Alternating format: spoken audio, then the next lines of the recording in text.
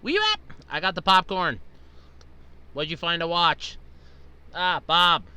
Popcorn. Still channel surfing. 18 billion channels on Earth, and I can't find a single thing to watch.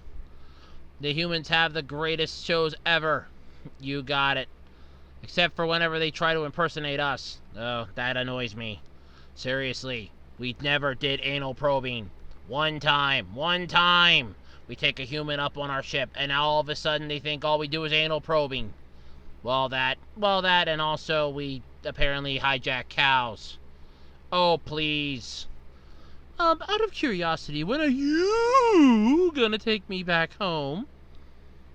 Weejap, I thought you were gonna take care of this. I forgot. She wouldn't give me the directions to her farm. She just said the one with the red roof. I didn't know which one. Well, if you would be so kind as to let me go home. Seriously, take care of this. It's freaking me out. I will, Bob. Oh, look. Something's coming in. Stay tuned for the absolutely, completely random podcast, now broadcasted into 6 galaxies.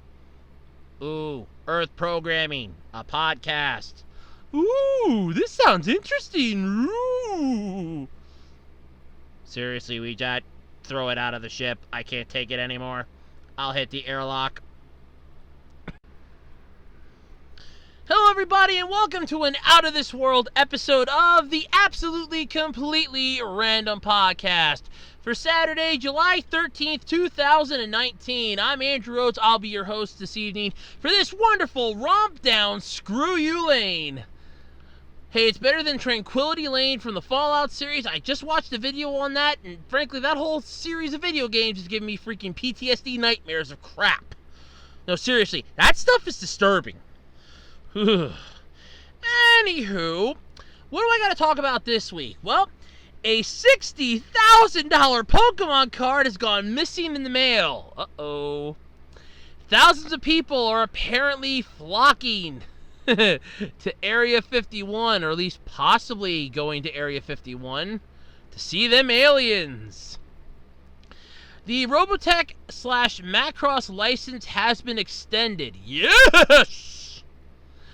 The Lion King is out, and reviews are not that great.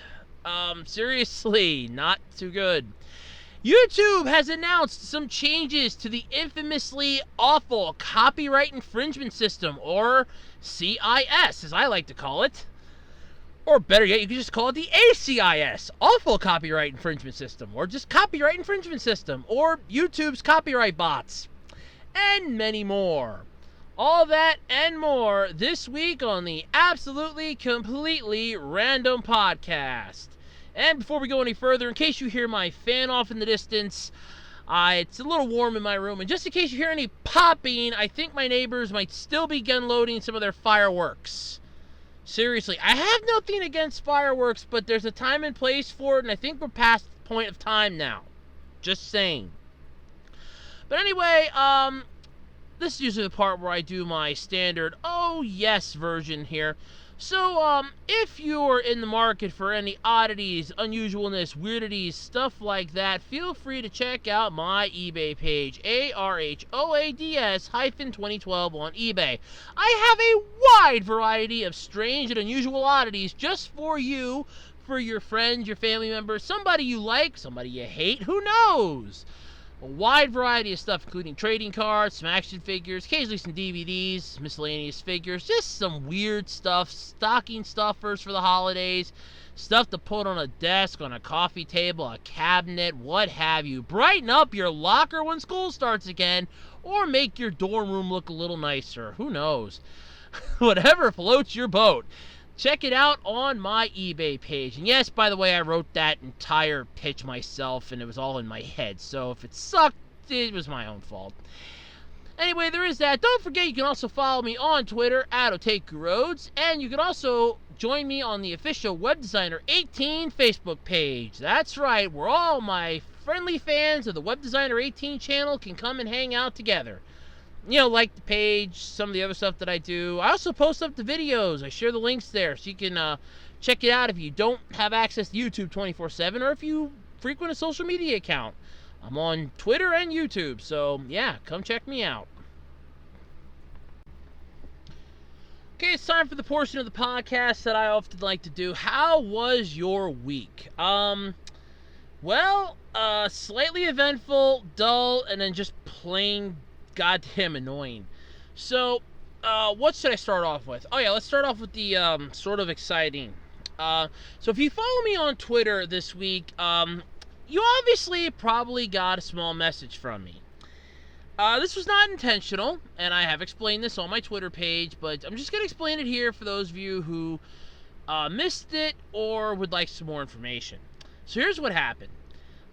Last week, near the end of last week, I should say, I got a message from one person sending me a link to what I assumed was a YouTube video telling me that, oh, this is a way you can get more followers on Twitter.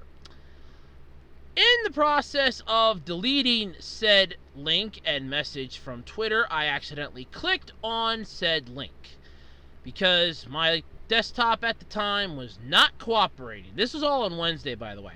It was not really cooperating too well. Then again, it was like 2:30 in the morning, so I can't really fault it for not wanting to cooperate with me, but still, I get its point.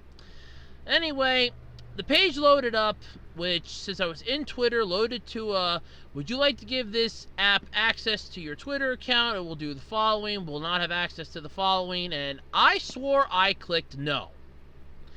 Now, this has actually been established yet because we've been having some clicking issues with our mouse in regards to some things. My mom noticed it today when she was playing her one game on Facebook. There actually is a bit of a clicking issue where the mouse wants to double click when you only click it once. So, yeah. But I swear I clicked no. Apparently, it registered yes. So, it gave the app access. And while I did revoke the access within a matter of minutes, it apparently sent out a massive message scene to a lot of people. I do apologize for this. It was an accident. I have gone and reset my password. Recommend everybody do the same thing. It was an accident. It was my bad. Because I first off want to say this, is I always feel like whenever somebody follows me on Twitter, you put your faith and your trust in me. And if you feel like I have violated your trust because of what I did, or because of the accident, basically, at this point, I will understand if you don't want to follow me on Twitter anymore. I won't exactly hold it against you. There'll be no hard feelings. I will understand. This goes for everyone that follows me, that listens to my podcast, what have you. So please feel free to hold on to that thought if you wish. It's entirely up to you. But like I said, no hard feelings. If you want to do that, I will understand. So that was Wednesday. Thursday's dull and boring. Monday was dull and boring. Tuesday was very dull and boring. Although, we tried something new. Our local grocery store that my mom and I go to has a pick 5 for $19.99 deal.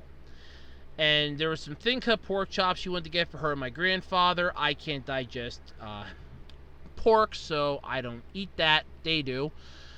And there was a pick 5 for $5, so we had to find 3 more items because we got some pork and some hot dog sausages, which I love. Those things are good.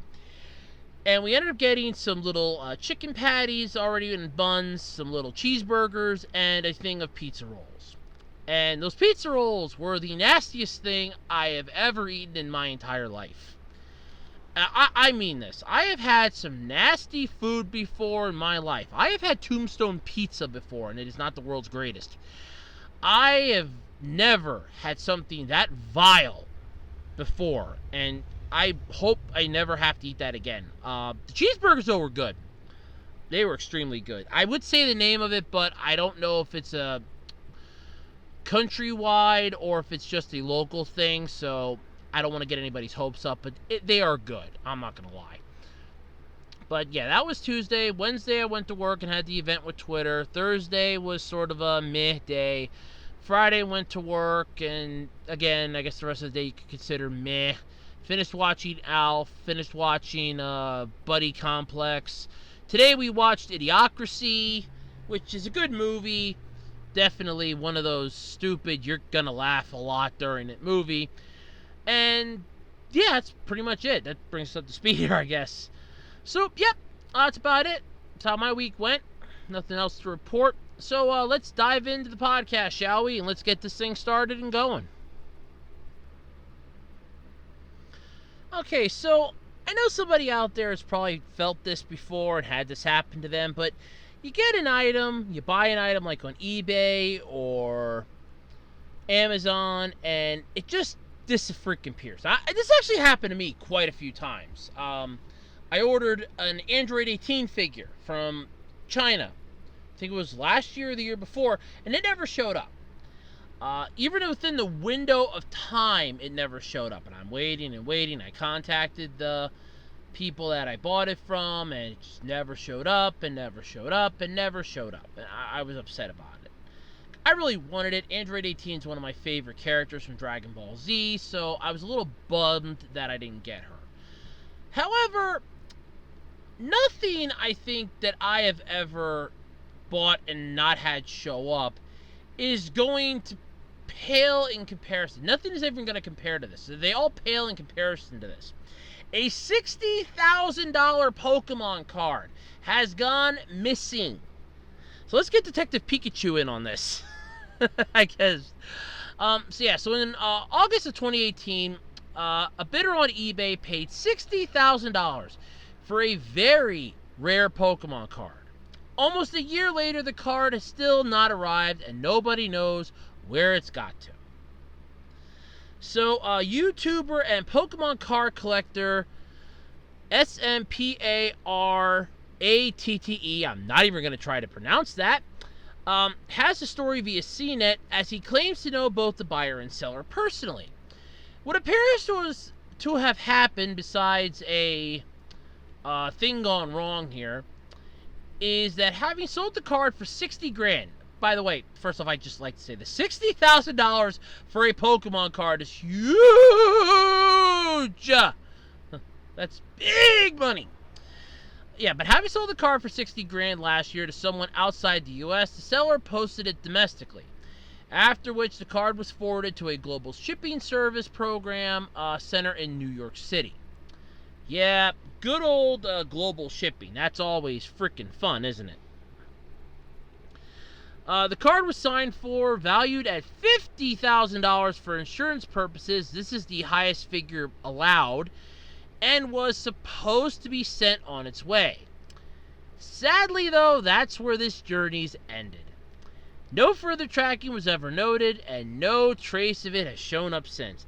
This card is extremely rare, and I've seen this. There's a picture of the card here. It's a trainer card. It's Secret Super Battle. It's very, very rare. The card in question is a Trainer number 3, one of the rarest in existence, which was given out to third-place finishers at a Secret Super Battle in Japan in 1999. That YouTuber guesses that the card went missing in the New York GPS office when someone noted the insured value of the package, but there's no proof of that. The video instead seems mostly geared towards warning whoever is in possession of it whoever has it now, thanks to the card's rarity, there's no way in hell you're going to be selling this thing without attracting some government agencies on your ass. Not to mention police, FBI. Your ass is grass now. You're going to have to pawn this thing, and the pawn shop will get in trouble. This is going to attract a lot of attention from people who know what it is and who legally owns the card. So, yeah, it's not going to end well. The buyer is now offering, though, so this is actually something you should hold on about here, just in case. So let's get all the Detective Pikachu jokes out of the way. But for starters, let's get Detective Pikachu in on this. Let's get, better yet, let's even get from the dorkly Pokemon Ralphie thing. Let's get Dick Squirts involved in this. Let's get all this. Let's get Dick Pikachu, Dick Squirts. Let's get them all in this. Every detective Pokemon we can get our hands on. Let's get Sherlock Holmes, Conan Edogawa. Let's get the whole team on this. I want the A-team in on this. The buyer of this card is now offering $1,000 for information that can help track down the card's whereabouts. You can contact Simpratt, SMPRATTE, for more details. All that's in the article. This card is extremely cool, for starters. The seller was Pokemon Place, according to the video. There's like a screenshot here. It was a best offer auction type. It has a lot number. It was sold on eBay for $60,000. Graded as a grade 10 mint. Jesus.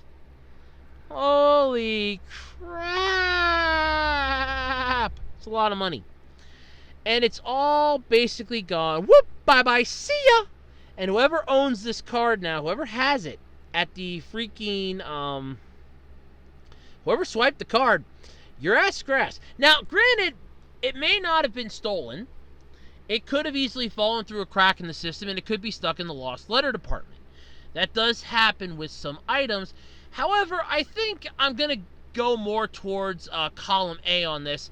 Somebody saw the insured amount written as 50 grand and instantly thought, ooh, this is a good payday. And may have been like already putting in their 2 weeks, and they figured, hey, I'm going to go out in style. And they are taking the card, which now is worthless to them because if they try to sell it, it's going to instantly draw attention. So your ass is grass as far as this is concerned. Still, though, good luck trying to sell it. Good luck holding on to it. You're going to get caught. And honestly, let's just get Detective Pikachu in on this. He can solve this in about 30 seconds. He can talk all he wants. Solve this in 30 seconds because it's a Pokemon card. Okay? Solve this in 30 seconds. I dare you. I could get Sherlock Holmes on this. Get Conan Edogawa. We'll even get Oriki from Hokua in on this.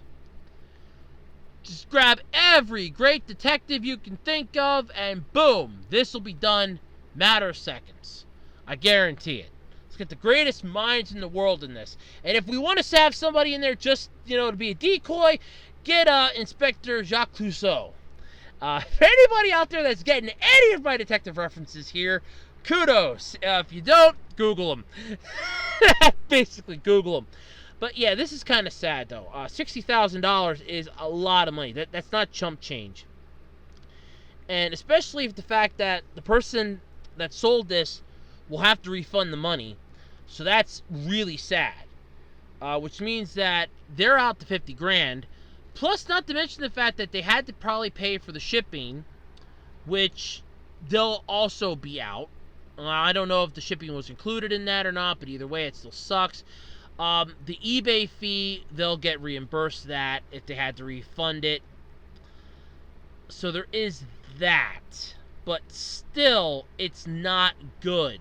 That's a lot of money. That is a huge amount of cash. That is not chump change, and that is just sad that it is gone with the wind, and there's no word to know where it's gone.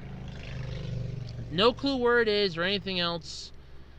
It's gone. It disappeared. I mean, I've had a package that has disappeared on its way there, still can't find where it was. I had to refund that, and that pissed me off.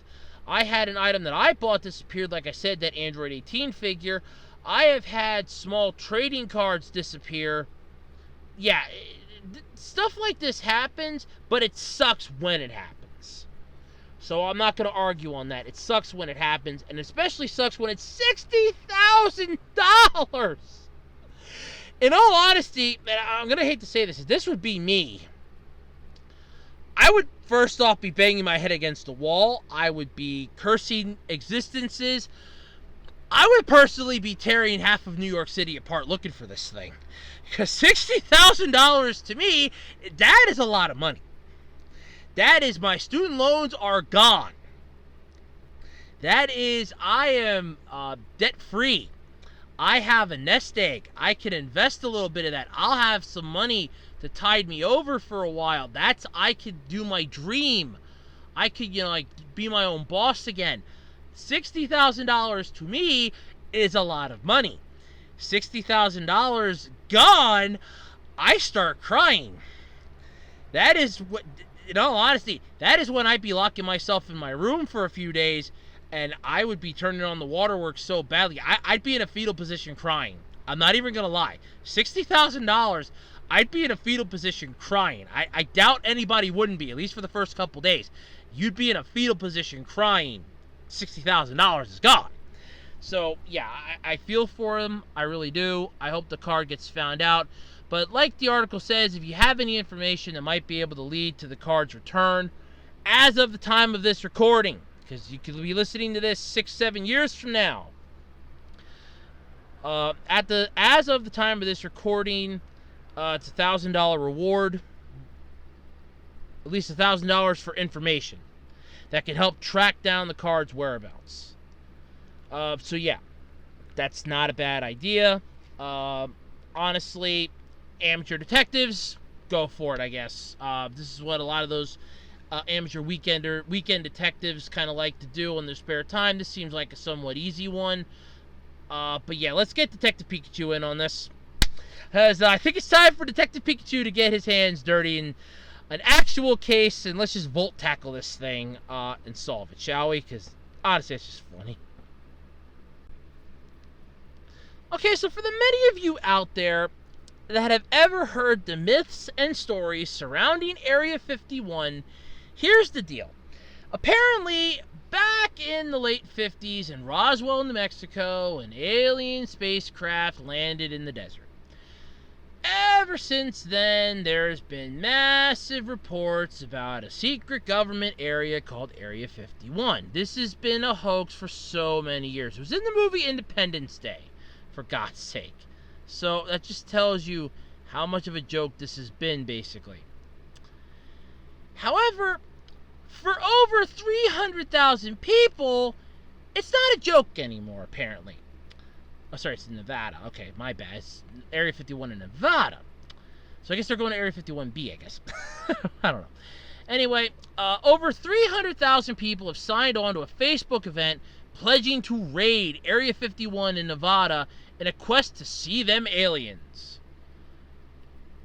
The event has been titled Storm Area 51, They Can't Stop All of Us. It's inviting users from around the world to join a Naruto run, a Japanese manga-inspired running style featuring arms outstretched backwards and heads forward into the area. We can move faster than their bullets, the event page, which is clearly written with tongue-in-cheek promises, those who RSVP for September 20th. Okay, before I go any further into this, I just want to say the following here. None of you people are Superman. None of you people are the Flash. None of you people are outrunning a bullet. None of you people are getting anywhere near this area. You all are crazy as hell. You're nuts. You should be in a rubber room. I rest my case. There. Oh, just further off, do not go near this. There, I've said my PSA on this. So what these over 300,000 idiots are after is the mysterious Area 51. The focus of conspiracy theories for decades, many people think, is where the government is hiding aliens, UFOs, and secrets about them. The area was officially acknowledged as a military site in 2013, but the theories are still living on. Yes, because people just love a good story.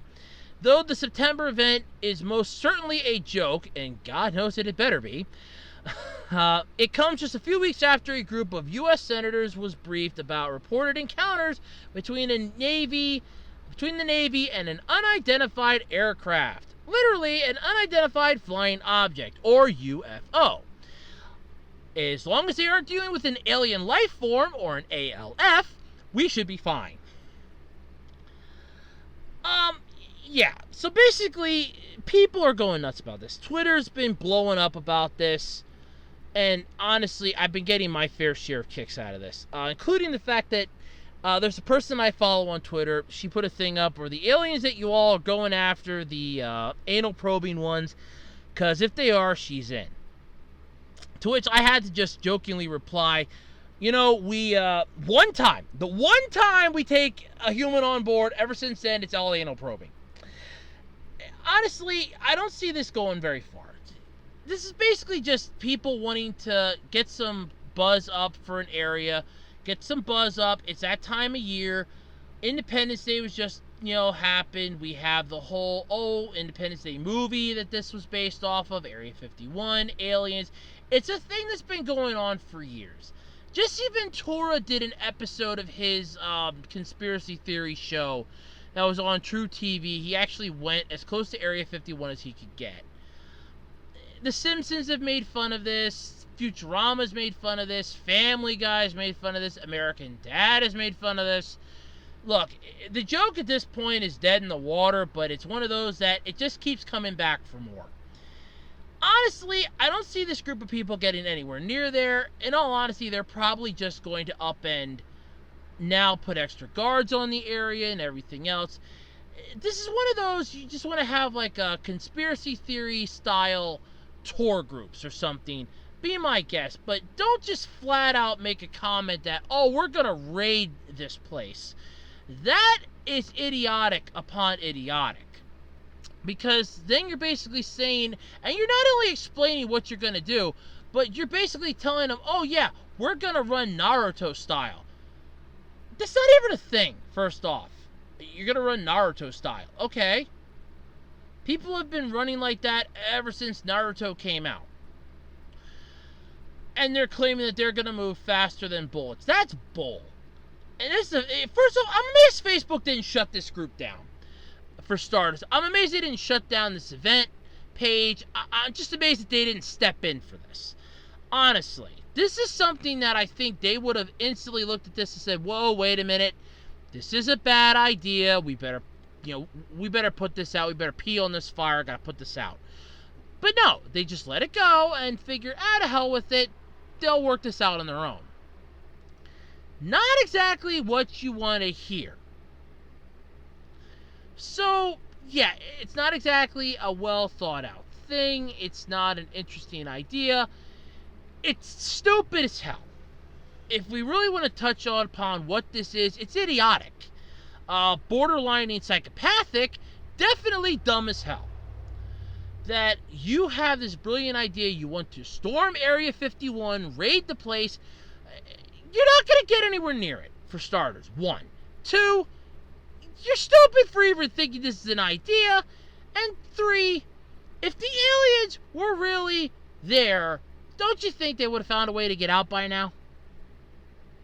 I mean, come on, everybody knows the aliens are in New York. I mean, why do you think the World's Fair in Queens has those stupid towers? Come on, Men in Black had to get something right. But seriously though, part of this PSA thing here, let me just do this again so that I can't be held responsible for this. Do not do this. I am trying to be the voice of reason with this. You are honestly acting idiotic at this point, putting yourself out there. You're going to get yourselves in trouble, if not arrested. Do not do this. Have some sense. Have some common sense. Just go to Sci-Fi Con or something. Go to an aliens meeting. Do something else. Watch Aliens with Sigourney Weaver that weekend. Do something else other than this. This, honestly, I don't see this ending well for you. Don't do it. Don't do it. Don't do it. There. That has been your public service announcement courtesy of moi. You're welcome, I guess. Okay, on to some more sensible stuff. The Robotech / Macross license has been extended.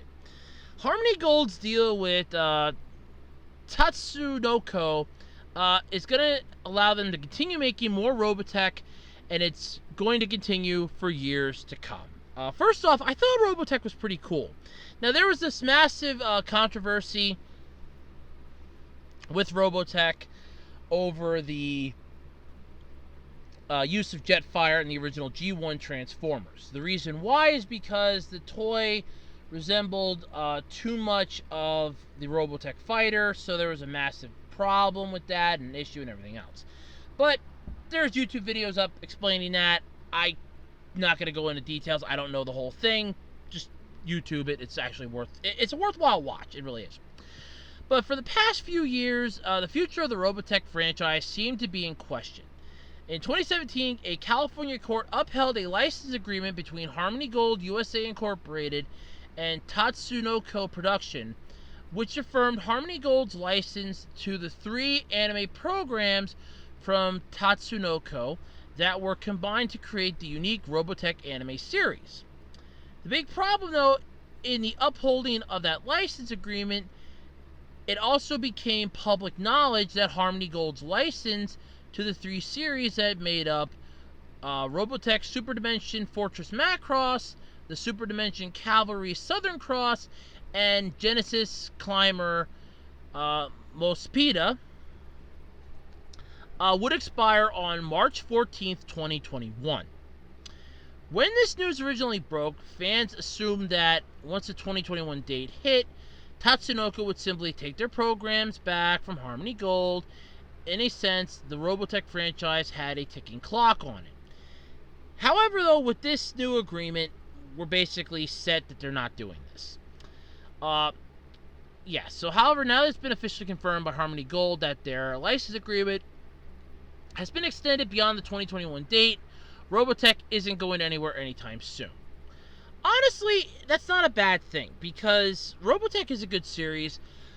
It honestly is not bad by any shape of the words or in any means. It is good. If you come into it halfway, though, it can be a little annoying depending on where you come in, but it's not a bad series overall. Basically, here's the gist of it.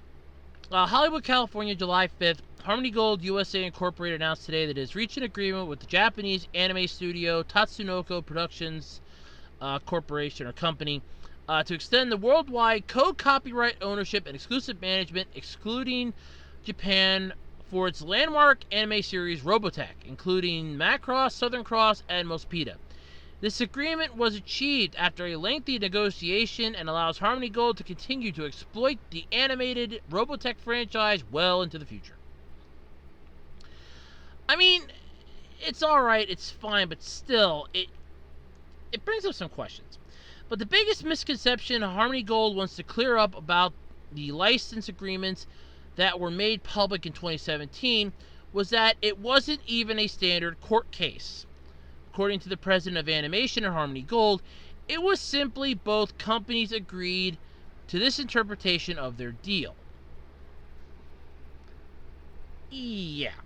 For context, many of these deals originated in the 80s between not just Tatsunoko and Harmony Gold, but also advertising agency Big West, a co-producer of the original Macross, and owner of 41 designs from that series that caused many of the issues which plagued Robotech and Macross over the years, such as not being able to include certain Macross character designs in Robotech sequels and not being able to release Macross sequels outside of Japan. Yep, that's sort of what happened here. A lot of original Japanese agreements that were almost more or less memos, they were extraordinarily short. I think the original contract was written on someone's cocktail napkin, added the vice president of new media at Harmony Gold. They wrote these contracts back then, not knowing what business would be now and how much licensing matters along with regional rights. Basically, this is the same thing that happens with a lot of anime series, especially ones that were back in the 80s. Like the late 80s and early 90s anime series that we were getting, that's why we had so many of them that were basically thrown all over the place. So many like OVAs and stuff like that was, a lot of these companies had this brilliant idea that, hey, you want this one, you need to buy this one, this one, this one, this one, and this one just to get your hands on that one. Because they wanted to unload so many of these, but they wanted the bad ones that weren't selling well. They threw those in. It's like, no, you want the good one? You got to buy these 6 bad ones as well to go along with that one good one. And since a lot of these companies wanted that, they had no choice. Now, years later, that does bring upon massive issues because a lot of these companies have sadly either gone belly up or have merged with other companies, so stuff had to change and things like that, but still. It's nice, though, that Robotech is going to be sticking around for a while. I'm not going to lie. Harmony Gold, though, won't disclose when the renewal was agreed upon, but it happened sometime between 2017 and now. They also can't disclose how long the renewal is, but their presentation at Anime Expo on July 5th, a slide stated that Harmony Gold's rights to Macross, Southern Cross, and Mospeada will remain in full effect well into the future. So, this could be 10 years, 20 years. They could have fixed up the thing for indefinitely. Who the hell knows? It could just keep going on and on forever. Somewhat like this article just keeps going on. So yeah, it's not a bad thing. This is from Den of Geek, by the way, so they really go long-winded with their articles. I found the freaking end finally. Yeah, so seriously, it's not a bad thing. Everybody at Harmony Gold is excited for the future, including Jihan Argama, president and CEO of Harmony Gold. He explained, in 1985, Robotech introduced an entire generation in the West to the Japanese anime industry. Our fans are loyal, and we are excited to be able to extend this franchise for their enjoyment. Honestly, like I said, I watched some Robotech. It's not bad. I've seen Macross. It's not bad. I watched it on Toonami. It's not bad. I liked it. It's good. I'm glad it's sticking around for a while. I'm glad it's going to be here for some time to come. Yeah, it's sort of annoying how they had to go about it, but still, I like it. I'm happy for it. I really am. It's good that it's still going on. It's going to be going on for a while. At least Harmony Gold has realized, okay, we got to come up with a way to keep agreements going, because they know what it's like to have the legal issues. Like I said, the whole Jetfire thing from Transformers really did not help things. Like I said, Google search that or just YouTube it. It's really interesting because it explains a lot. There is a hell of a lot in that video that gets explained because of that. So still, that's not bad, actually. So yeah, that's about all I got. Okay, so here's a topic that probably would have made it on an episode of Reboots, Remakes, and Retcons, but honestly, there's something with this that I just am loving so much that I had to talk about it. Right here, right now. It is so funny. So, the photorealistic remake of The Lion King, the Jon Favreau, or however you pronounce this guy's name, his movie, yeah, it's supposed to represent the next step in Disney's circle of life. Unfortunately, it's more like Disney's Ouroboros, as it were. For those of you that don't know what the Ouroboros is, it's the snake that's eating itself. Comes full circle. Yep, that's an Ouroboros.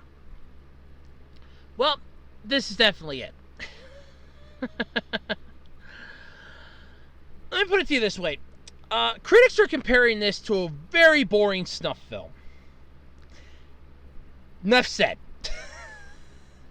And for those of you out there that did not hear what I said, yes, I said snuff film. S-N-U-F-F film. A snuff film.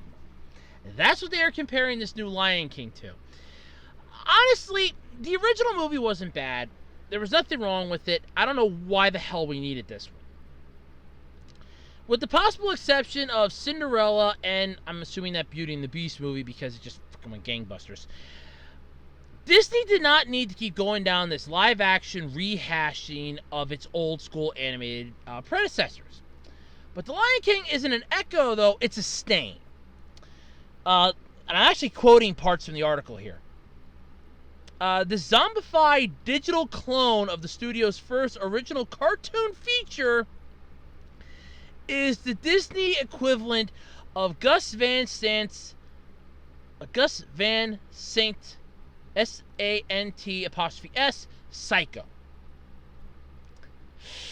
Not helping yourself here. Disney, it's getting good. Sometimes the graphics look so good that your brain struggles to make sense of why they don't look better.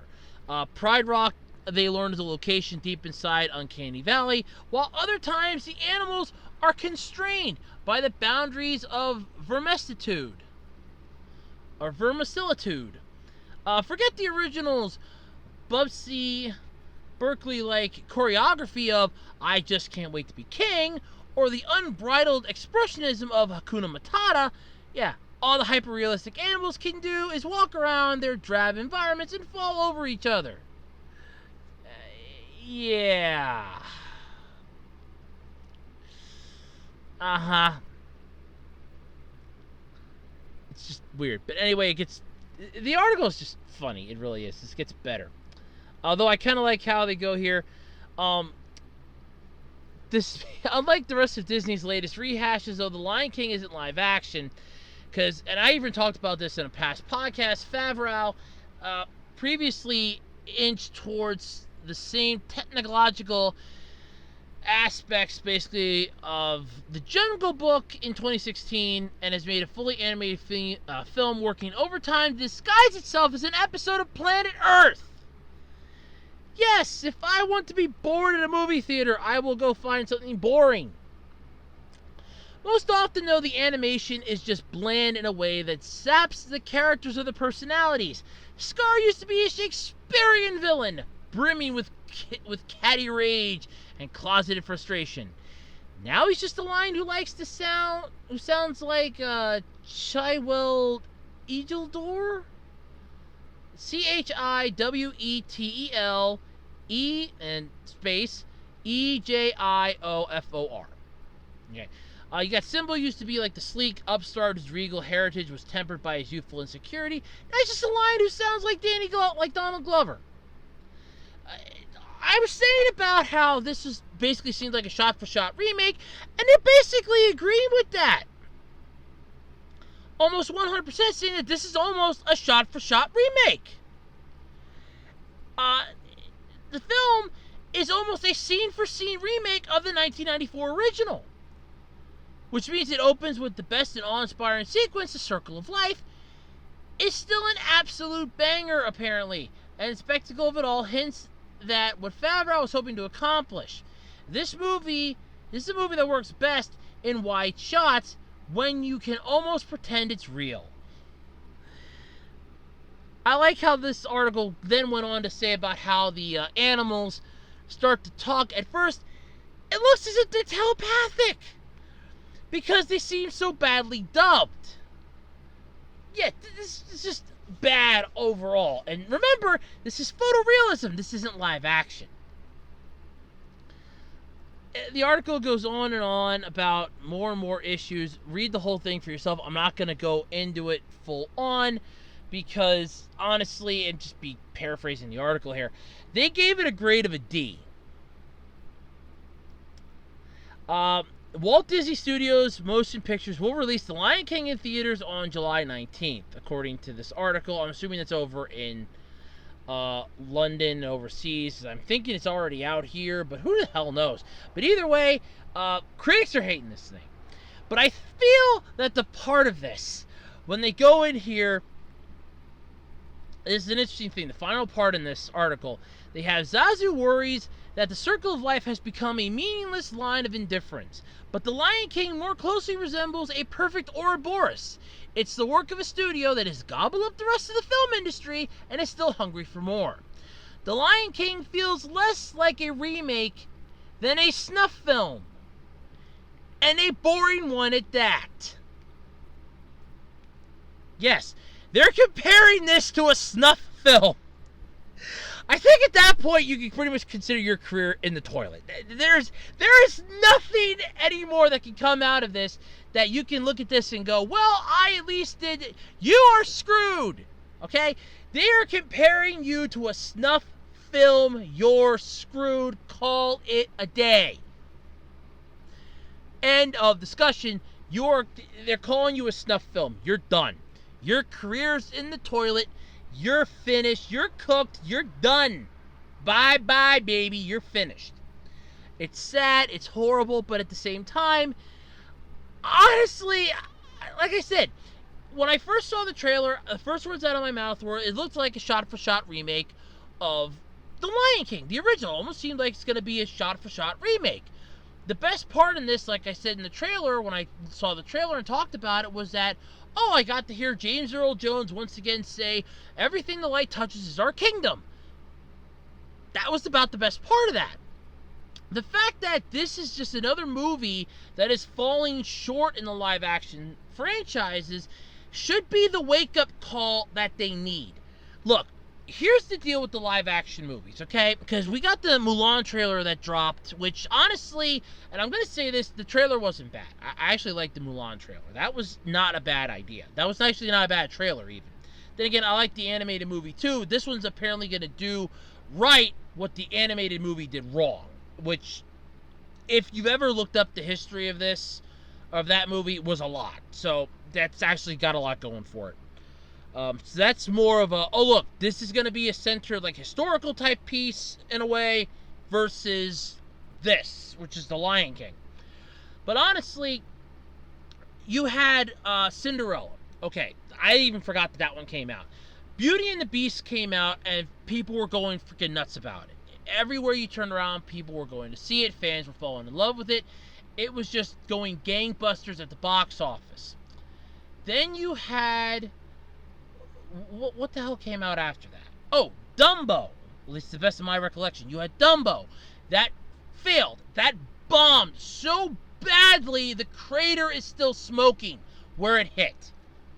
You had Aladdin, which came out at a time when there was no other movie to go against it that weekend.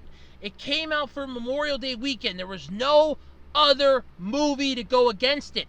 That's why it didn't do so horrible in theaters, because there was nothing else to go against it. Everything that had been out prior, people were done watching. They were sick of it. And there was nothing new coming in the pipeline for at least a week or two. So that fell into a gray area. That was one that Disney knew. That was good timing on their part. But then again, when you own like 90% of the damn industry, you can cherry pick what points you want to have a good movie come out and when you don't. So yeah. But then you have this, The Lion King. This looks like it's going to be another Dumbo failure, and a massive crater is going to form again. But like I said, I think the point when your film is being compared to a snuff film and they're saying it's boring, that's a problem. And that's where your career goes right down the toilet for good. There's no helping your career after that. In all honesty, there shouldn't be helping your career after that. You're done at that point. Like I said, The Lion King was fine the way it was as an animated movie. It fit the theme perfectly because it was talking animals. That was something that you can't pull off in live action. Of course, though, we're going to do what people were considering was CGI. No, it's not CGI, according to Jon Favreau, or however you pronounce this guy's name. No, it's not CGI. No, it's photorealism. What the hell is that? Well, it's basically like CGI, but it's not as expensive. Yes, and apparently, unlike CGI, it's also not well liked. It's just idiotic. I mean, the movie The Zookeeper with Kevin James in it, where Sylvester Stallone played a lion. He voiced the lion. That movie at least had talking animals, and that was probably more believable than this movie's going to be. That's saying something, I'm telling you. But like I said, this is the part that I'm still loving, and I will joke on this till I'm blue in the face, because this is the best thing ever. When your movie is compared to a snuff film, your career is done. And this is Disney bankrolling this. Disney is bankrolling this. Disney's already had a very timid relationship when it comes to this subject matter. You had The Little Mermaid, which so many people had issues with because kids were pausing VCRs. There was so many problems with some of Disney's early animated works, and here we go with this. I'm just not sure that Disney knows anymore what exactly it is they're doing, but in all honesty, at this point, I don't think they could care. They just figure, you know what, we're in charge. We own Fox. We own Pixar. We have Star Wars and Marvel at our fingertips. Whatever we're pumping out is just us taking a tax loss so that we can give you some better Marvel and Star Wars shit. But now that Infinity War and Endgame are done, so phase 1 of basically of Marvel series is finished, they're going to have to go on to the next phase, which is going to be the uncharted territory for them now. Because Disney knows, well, our first few movies were good, we just slap on, the Marvel logo and fans are going to come to it, but it's not going to be the same anymore because you killed off Tony Stark. Captain America's an old man now. So much stuff has changed. And as far as them owning 90% of the stuff, it's pretty much true. I mean, they got Pixar in their back pocket now. I don't know if they flat out own them, but they got Pixar in their back pocket. They own Fox. They own Marvel and Star Wars. I don't think there's anything left that Disney doesn't own besides the planet Earth. The joke I kept making for years about Disney was eventually going to rule the planet. We were going to all be brushing our teeth with Disney toothpaste and driving in Mickey Mouse cars might be coming faster than I thought. But if this movie's any indication, that stuff's not going to work out well. So hopefully this is going to be the wake-up call that Disney needs. Because if not, let's just hope that their next few movies bomb so bad, or they just stick them straight on their Disney Plus streaming service. Because that's honestly about the only saving grace they're going to have left anymore is their Disney Plus service. Because then that way, they can look at everybody and go, well, look, here's the thing. It's on the Disney Plus service. Well, what's the difference? Well, you have to subscribe for it, so we're guaranteed to have some viewers. You're still not, but go for it, whatever floats your boat at night. At this point, you're screwed. And this movie's going to prove it to you. Your live-action versions of certain movies aren't needed. Hell, none of them are really needed, but here we go again, and you're just not listening. I'm assuming that a massive flopping failure is what it's going to take to nail this home, and I'm talking one that's like 50 times worse than Dumbo. This movie might actually be it. Especially when it's being compared to a snuff film, that's where you know you're screwed. 100% on Disney. That's where you know you're boned. You're done, basically. This should hopefully be the swan song for this. I hope it's going to be. If not, in all honesty, if not, then I just pity us all at this point. I really do. Okay, so some major news came out from the land of YouTube. They have announced some changes to their copyright infringement system. Now, this has been a huge thing that creators have been complaining about and monitors have been complaining about. There have been videos about this, all sorts of stuff.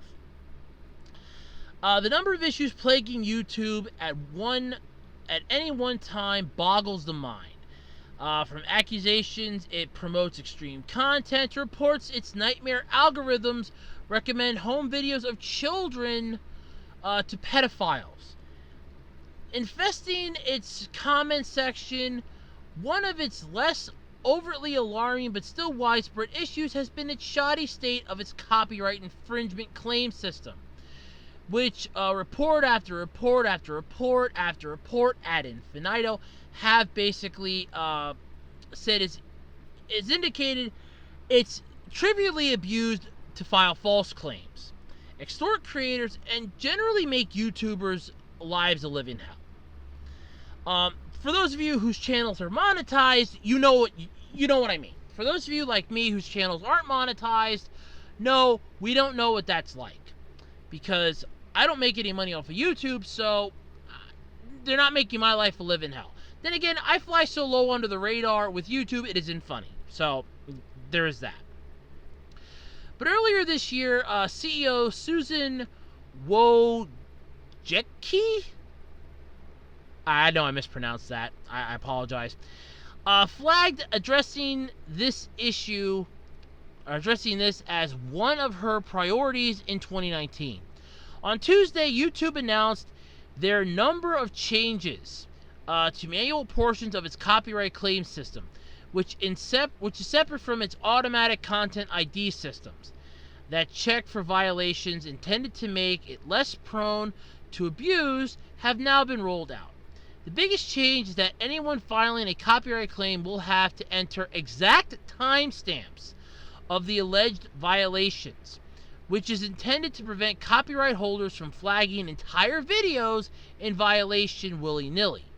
So basically what this is going to do is, if they want to file a content ID claim, they have to basically give the exact timestamp where their content ID is being used. So YouTube, so like an example of this would be, YouTube could block a certain portion of music, I'm assuming for like 10 or 15 seconds, because content ID claim was claimed for this music section, and then like a thing would probably pop up. That would be a perfect world. So that's basically about what it is. So like one section where you'd have to like mute 15 to 20 seconds of audio, and then it could come back because, oh look, now it's past the point for the content ID claim. They can't claim the whole video, only that one certain part. Yes, just as you would though if you would receive an automatic claim from our content ID matching system, you'll now see timestamps in Creator Studio when you get a manual claim. Check out the video copyright information page in YouTube Studio that offers a visualization of where the manually claimed content appears in your video. And also it provides more information about the content being claimed. We'll be evaluating the accuracy of these timestamps according to YouTube. This is very important because creators previously were left in the dark, which is true. Angry Joe is one of those that has constantly said that. There have been so many others. They've been left in the dark as to exactly what the hell they were infringing on. I know Link Carr will definitely throw himself right in the middle of this as well, because a lot of his History of Power Rangers videos were getting content ID claims and copyright strikes for like 10 seconds of audio and 10 seconds of video. So they have to now put a timestamp. They need to show the exact timestamp of this is where our content ID claim lies. And if they don't have a valid one, then it's not going to count. So that's kudos to YouTube for starters. That was a damn good idea. So yeah. So apparently, whether the video was like 10 seconds or multiple hours, YouTube added it will be reviewing the accuracy of timestamps, and copyright owners who repeatedly fail to provide accurate data will have their access to manually claiming things revoked. This seems kind of like something that should have already been happening, but yeah. In all honesty, I think the majority of the stuff that's happening now is what YouTube should have done in the first place. But YouTube got too big too fast. When they started out, they were fine, but when Google bought them out, they got too big too fast, and they just couldn't keep up with the rest of it. It went from this small little suburban town to this massive thriving city. Basically, in terms, it grew so fast.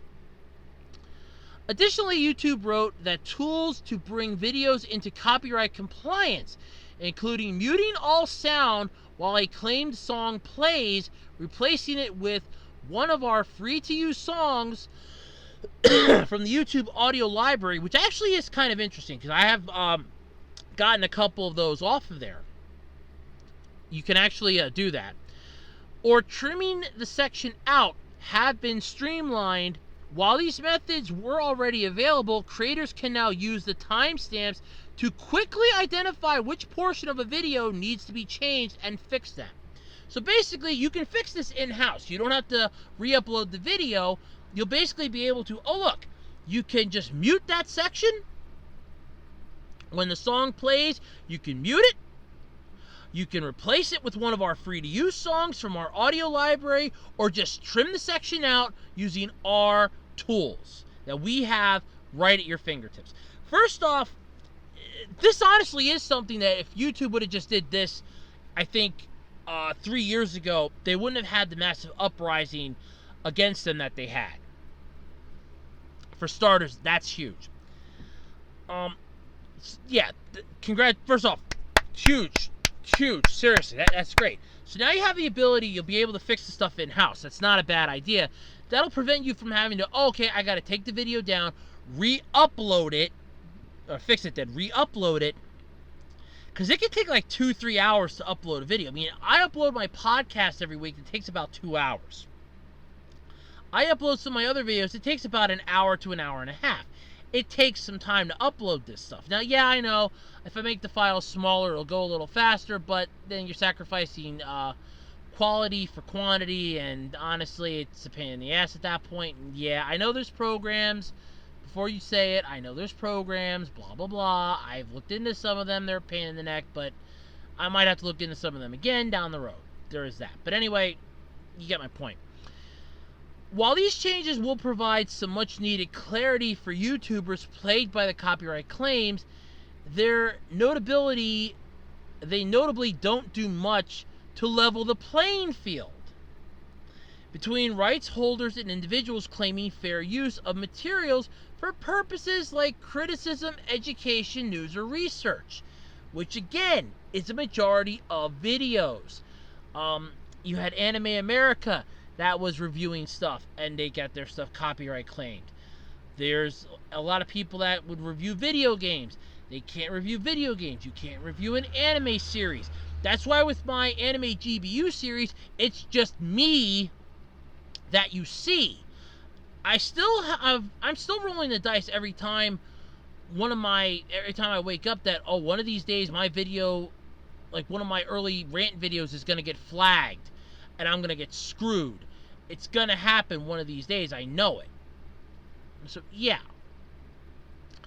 As digital privacy and free speech, though, nonprofit, the Electronic Frontier Foundation explains, under the Digital Millennium Copyright Act of 1998, or the DMCA, digital service providers like YouTube are given protections against copyright infringement liability if they have a notice and takedown system that creates legal and financial incentives for platforms to prioritize aggressive policing and alleged infringements, which creates a fundamental tension with users who insist their use of copyrighted materials is incidental or otherwise falls under fair use guidelines.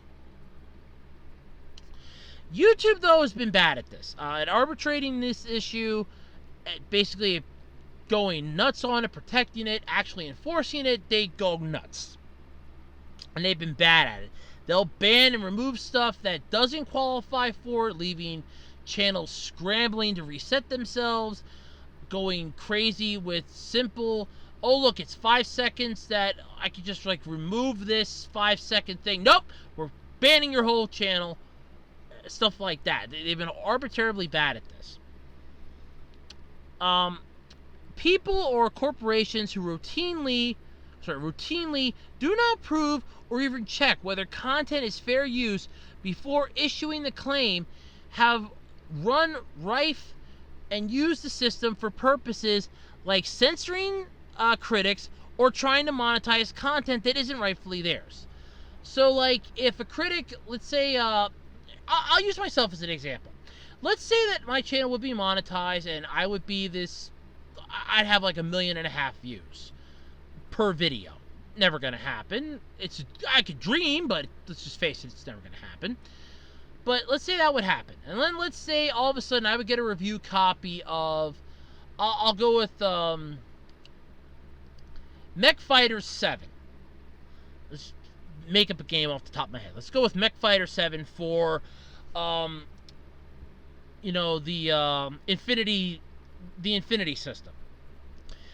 And all of a sudden, I hate the game. I mean, I just review it. I flat out hate it. I criticize the game. I say it's a horrible game. It's bad. Don't play it. It's not worth your time and effort. What these companies would have done then is they would go and they would issue a copyright claim saying that, oh, well, they use copyrighted material that they don't own, whereas I was given a review copy to review it, but they're pissed because I'm not saying it's a good game, I'm saying it sucks.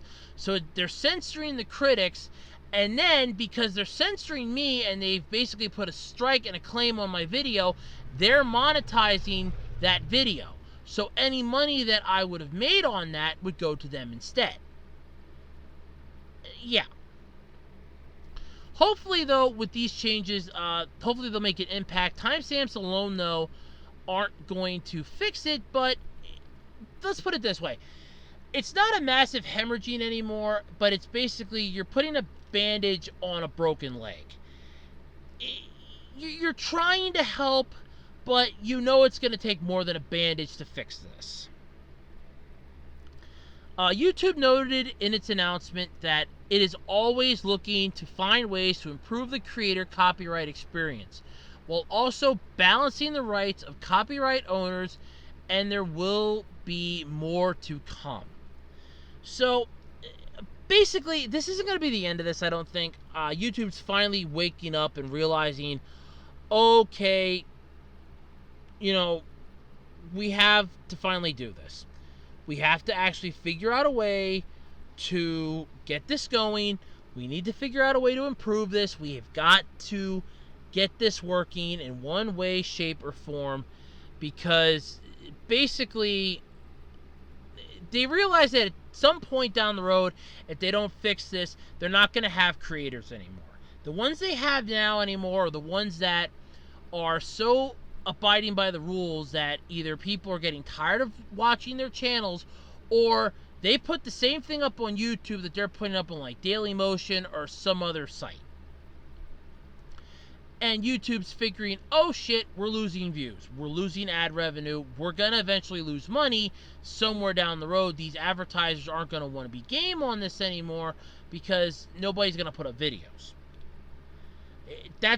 I think YouTube realized that was the point it was eventually going to be coming to, where, oh shit, we won't have any views anymore, we won't have any more of a channel, oh crap, we have to fix this, we got to fix this now. But like I said, they're basically putting a bandage on a broken leg. They're trying to help it. In all honesty, it does feel like it. They don't want to flat out do a complete rehash of the system till they can figure out a way to benefit both parties. But at the same time, they don't want to hurt the creators any more than the creators have already been hurt. So this is basically their way of saying, oh look, okay, you broke your leg, here's a bandage. We care, but we know it's not enough. We know it's not even close to enough, but we care. But we have to figure out a way that's going to make this work for everybody involved, not just you. I understand it, I get it, it sucks, but I understand it. So, yeah, it makes sense, but at the same time, it does suck, but it makes sense. So, there is that. I'm actually ecstatic about that. Especially the fact that you can just fix it in-house. That makes it so much easier, I think, that a lot of these creators will take advantage of that. That could easily quell this for the longest time, where it's like, look, I don't have to take down the whole video. All I got to do is just fix 5 seconds of an audio, just mute the damn audio. Problem solved. I'll just mute it for 5 seconds. That's not an issue. But since they have to give an exact timestamp, they can't just claim the whole video. They have to actually give a timestamp as to when their content's being, misused. Now, yeah, I can see the content copyright holders throwing a fit down the road, going, no, this isn't beneficial to us. You need to put it back to the way it was, because now we're losing money, and the whole cycle starts all over again. But for now, it's a bandage. It's not a very good bandage, but it's a bandage. And in all honesty, at this point, I'd say just take it. The next one may not be a decent olive branch. It could be much worse. This one, you at least, that it'll work out, but at the same time, you're screwed. And YouTube knows it's screwed, and this is their version of, look, we want to try to make things right as best we can for now. This is what we can do, and that's where we're at. Honestly, it's better than nothing. It really is. Alrighty, everybody, that's going to pretty much do it this week for the absolutely, completely random podcast. I've had a lot of fun. I hope you had a lot of fun this last hour so with me. It's always a blast hanging out with everybody. Don't forget this week's going to be some Andrew Discusses, and no, it is not going to be the part 3 of the discussion that we were having. It's actually going to be a different one because I have to redo my notes for part 3 and 4, so it's going to be like another week to... It's going to be like another 1 to 2 discussion video weeks till that one comes out. Plus, this way I don't bombard everybody with it right off the bat. So I am planning for that. It should be out by the end of this month, beginning of next month, so there is that. Don't forget to submit your questions, though, for the Q&A video, because according to my handy-dandy calendar, we're kind of looking at, not next week, but the week after, I think I said, the 27th, I think I was shooting for, since I usually put it out on a Monday.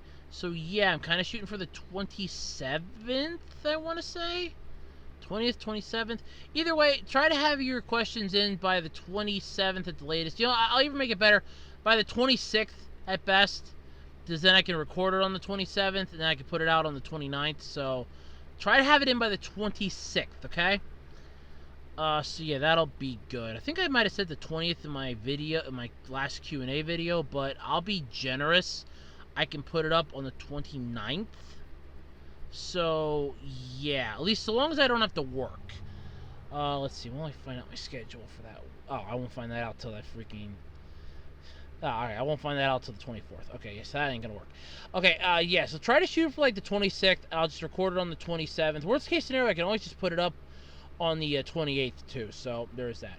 But either way, have your Q&A questions ready. Don't forget to submit them. Remember, you can leave them in the comment section. Just remember to put down parenthesis Q&A, so I don't automatically answer. You don't have to put down Q&A for whatever month it is unless you want to, but in all honesty, I usually know when it is because usually put it in for the comments for current videos, which I find very nice. Don't forget, you can also hit the thumbs up button on my videos, and don't forget to subscribe and all that other fun stuff. But that's going to pretty much do it this week, though, for me. I'm getting tired. I've got to get some sleep. I want to go hit the hay.